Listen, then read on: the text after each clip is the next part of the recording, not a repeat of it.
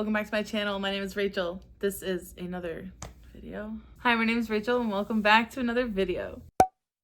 So, as I'm sure you super smart people have deducted from the title, in today's video, I'm going to be working on finishing some of the series in my series I'm currently reading, Tracker video, because there are so many of them. And I have a few series in that video that I am very close to finishing, so let's get those done and out of the way. The first series I'm going to be finishing in this video is the Bloodsworn Saga, and I'm going to be reading The Fury of the Gods by John Gwynne. I was super lucky to get an arc of this. I'm so grateful for it. I'm already like 15% in and it's really great being back in this world. I'm so excited. Couldn't be happier. For those of you who don't know, the Bloodsworn Saga starts off with book 1, which is called Shadow of the Gods. And in that book, we follow a few different characters as they navigate this world called, I believe it's pronounced Vigrid. And in this world, there are gods that were long ago since dead. Some of them walk among people in human disguises, and some of them have been dead and buried. And then there's a sinister plot to resurrect a dead god, and shit goes awry. The characters' stories all become super intertwined. There's like an overarching plot, and then there's all of these smaller plots that are definitely connected to the bigger plot, but also kind of very personal to each person who's experiencing it. And it's Nordic inspired, so there's Vikings, there's all these cool Nordic creatures, and I just love this world so much. I love these characters so much, and I could not be more excited to finish it. I'm so excited. I can't believe I get to read this before it comes out in October. Oh my god. Orbit Books, if you're watching this, I love you so much. The next series I'm going to finish in this video is the Tea Dragon series. So this is a super cute, cozy, whimsical graphic novel series about tiny little dragons that grow tea on their head, and the tea holds memories, and it's very special to cultivate this tea from your dragon, and the bond between a tea dragon and its owner are just like super special. I'm gonna finish that series up by reading the Tea Dragon Tapestry on my iPad. I have it out from Libby. I had the physical book from my library, but it was due back. So I had to return it. So I just got the ebook. The ebook, for some reason, I could borrow it for 21 days, but the physical book, they only allowed me to borrow it for 14. And I didn't realize that at the time, so I didn't prioritize it, because I would, it's not gonna take me that long. So I was just like, oh, I'll read right before it goes back. And then I realized I had to go back. So whoop. But oh, the art in these, here's the title page, just so you guys can see how absolutely adorable the art is in these books. My iPad's heavy, I'm not gonna hold this up anymore. So these books are just so cozy, and they really just feel like a warm hug. There's no like intense action, but it is kind of a slice of life, and there are these mythical fantasy creatures all just living in harmony and navigating the world. They are like very queer, they are very diverse. One character is in a wheelchair, and there are all kinds of body shapes, colors, sizes, gender identities, sexual orientations, and it's just really beautiful to see such a queer normative world in this cozy, whimsical, just happy fantasy setting. And it is truly just so cute, and the art is so beautiful. I love the color choices. Everything is very vivid and whimsical. So I will be finishing that up really quick. I should have finished this series literally so long ago, because it will probably take me maybe 30-40 minutes to read the entire volume. Volume 3. So why have I put it off for so long? Couldn't tell ya, but we're gonna finish it now.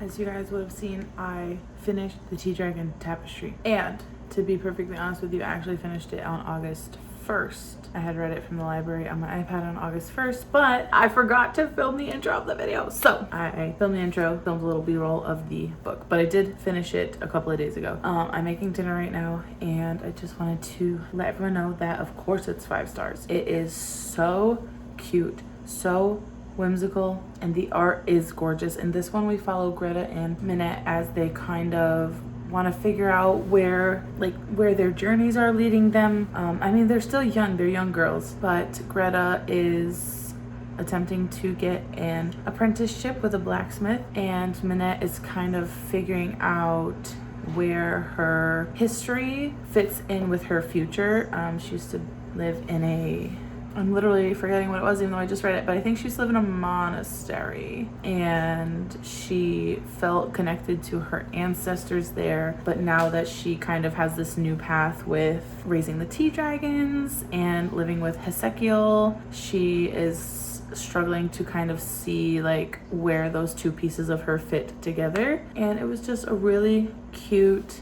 addition, and I'm kind of sad that the series is over. I think that's the last one. I don't think there's going to be another one, but I would love to see another one where it kind of jumped forward in time, like maybe a decade, to see where Greta and Minette are once their journeys have like fully taken off and they're living their lives as grown-ups, and that would be really cool. So I kind of hope Katie O'Neill writes another one. I don't think she will, but a girl can dream, right? Regardless of the fact that I wish there were more of them, it was still beautiful. The art was gorgeous. The characters are so adorable and precious, and I just love the world in general, and it was great. I loved it. Now, I am still about 15% of the way through Fury of the Gods, which I'm loving, but I will update when I'm a little bit farther into that one as well.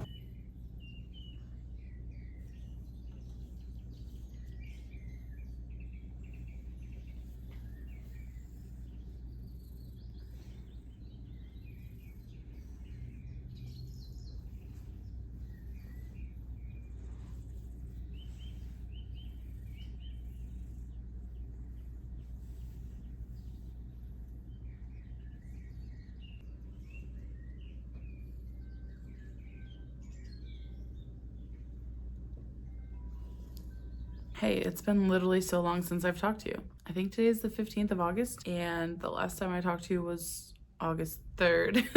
So I had house guests at the end of July. I talked to you on August 3rd, which was like a 2-day break, and then I had another set of house guests for like a solid 2 weeks. And I loved it. It was great having people here. And it was great getting to see them and visit with them and have other people to interact with my kid, kind of help out with just the mental load of answering questions that a 5-year-old presents to me on a daily basis. And so I finally have some time to myself. And yesterday my friend Maggie left, who she was my last like set of guests until my husband gets home, hopefully next month. And whew, we had so much fun. I had a great time and can't wait for her to come back. So I actually have a reading update for you. I am 41% of the way through The Fury of the Gods by John Gwynne. I am loving it. I have been reading it really slowly. Like I said, again, I had a lot of house guests here, and when I have people that take their time and money to come visit me, I really try to like engage with them and prioritize visiting with them and chatting with them. So I only did a little bit of reading here and there or at night. Last night was my first night to like have the house back to myself at night, and I can't lie to you guys, I played Stardew Valley because just my brain, like dealing with a 5-year-old is a lot of work, and also having company, as much as I love it, it is a very like stimulating thing to just have people in your house 24/7 for 3 weeks straight. So I took the night off and I played some video games. So but I'm 41% through, which honestly isn't bad considering how busy I was, and I'm loving it. Obsessed.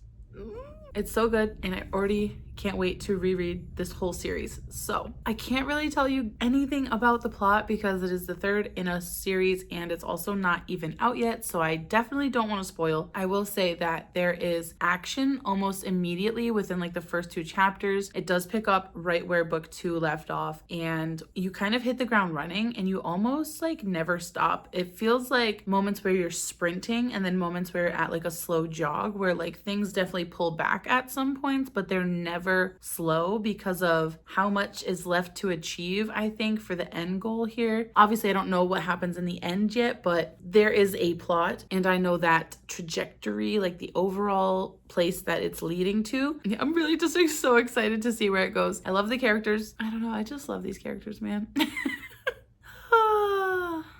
I don't know what else to say. I can't say anything about it. It's not even out yet. So I guess this vlog is just gonna be really vague for this one, but I'll probably just update you again when I get to the end, let you know overall thoughts and if it was a good conclusion, and then probably just maybe some b-roll here and there because I can't talk about it. But I want you to know it's great. It's amazing. So if you've read the other 2 books in this series, keep your eyes peeled in October for this to come out because you're not gonna want to miss it. It's so good. Also, side note, I think I'm wearing the same shirt I was wearing in my first clip. It's been 2 weeks. I've washed this shirt, I promise. Don't judge me. And if you think that I'm not gonna be an outfit repeater, Lizzie McGuire, you are an outfit repeater. you're wrong, because I'm a broke bitch around here. I can't afford a new outfit 365 days a year. Hi, it's August 20th. I don't know when the last time I talked to you was. Maybe like 5 days ago. Anyways, I'm 77% into the Fury of the Gods. And, shit is hitting the fan. Left, right, center. There is no rest for the weary. There is so many things happening that I can't talk about because it's spoilers. But I just want to let you guys know that I've been crying my way through almost this entire book, just on and off. Every chapter is just like, it's either so heartwarming or it's so hopeless or it's so hopeful that I'm just like tearing up left and right. I'm like at my wit's end. Needless to say, I'm loving it. I'll hit you back when I finish.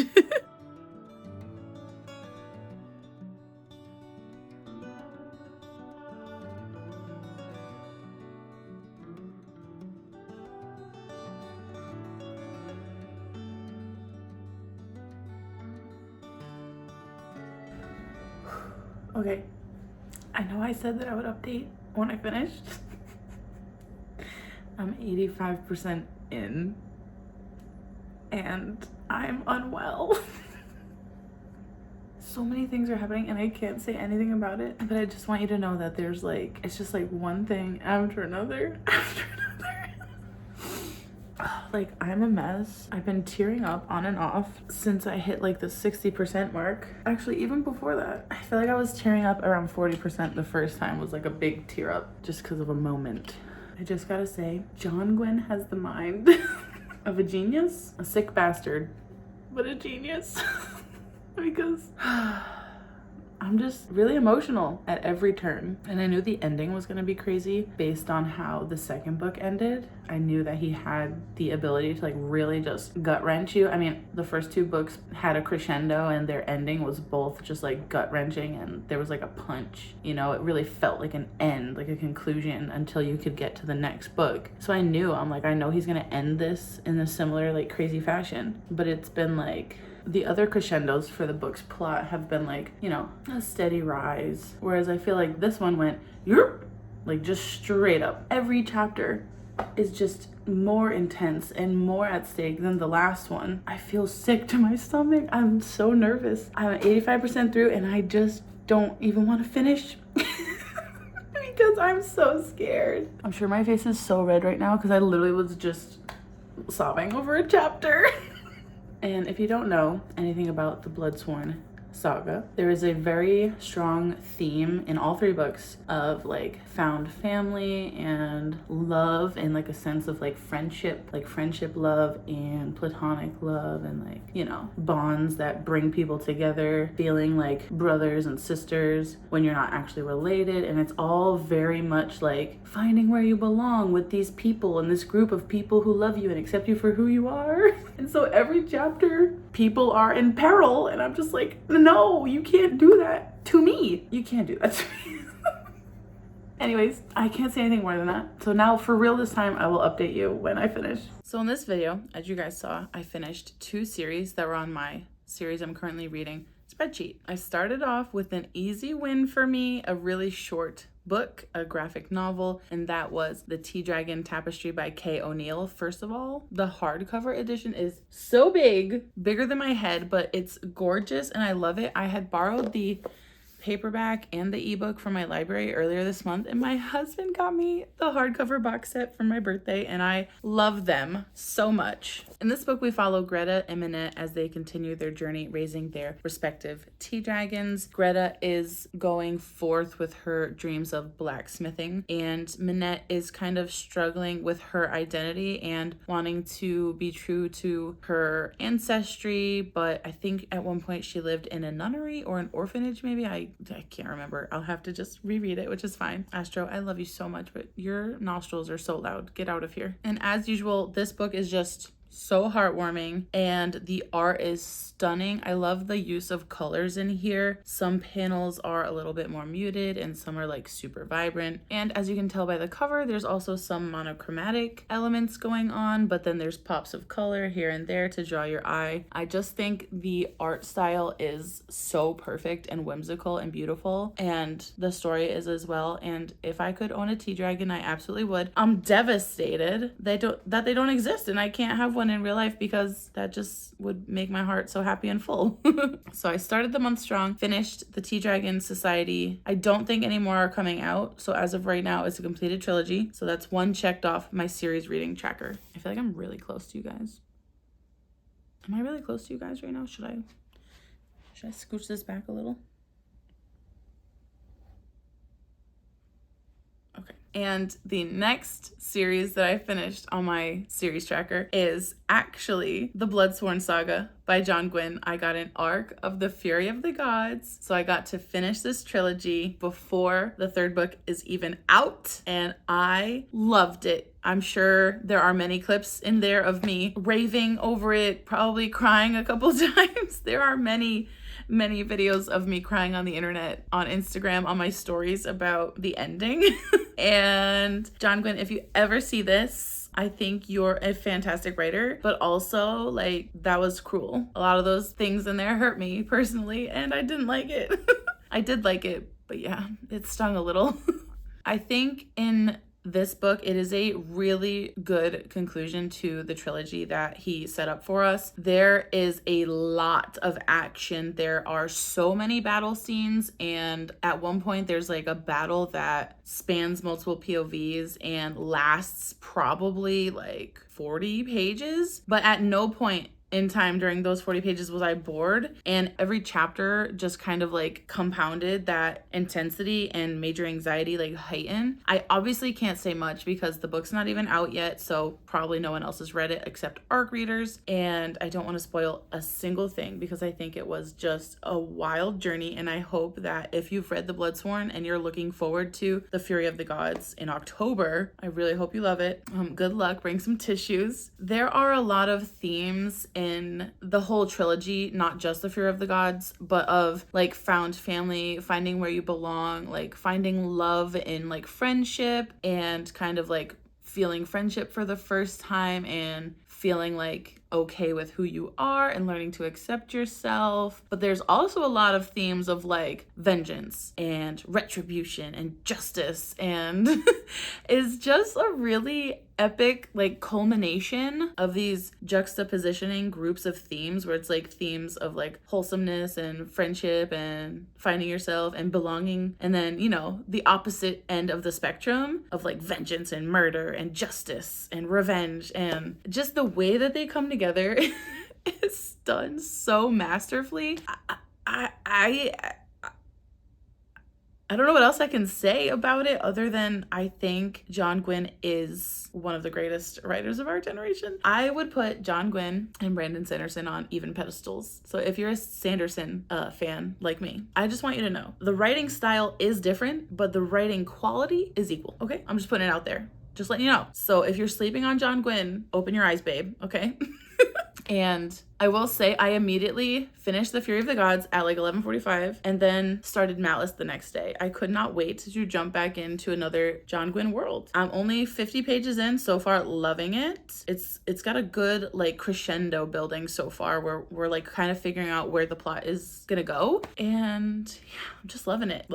John Gwynne is fantastic. I'm really happy to have finished 2 more series on my series tracker. I'm gonna keep up with this video series, and I was contemplating calling it like total knockout or like series knockout. But if I call it total knockout, I could abbreviate it as like series TKO. Is that cute? I don't know, I kind of like it. Okay, I don't know what the title of my video is gonna say under here. I'm thinking something of like series total knockout, and then I can just abbreviate it as series TKO. Episode 1, we finished 2 series, a really short one and a very epic one, a trilogy. So not like long in book amount, but long in page amount. I would say they are hefty. They're about 500 to 600 each. And I loved them. I loved them so much. I would die for all of those characters. I can't even say names because if I say any names about characters in book 3, even that is just a spoiler. But yeah, I would just die for all of them. I would just die for all of them. And I just want to live in that world, but without all of the like death and destruction and like gods being resurrected and trying to eat me alive. So if we could find a way to make that happen, that would be great. If you've made it this far in the video, leave the wolf emoji down in the comments below in honor of the Bloodsworn Saga, or leave a teapot emoji in honor of the Tea Dragon Tapestry down below in the comments, and I will see you guys in the next one. Bye!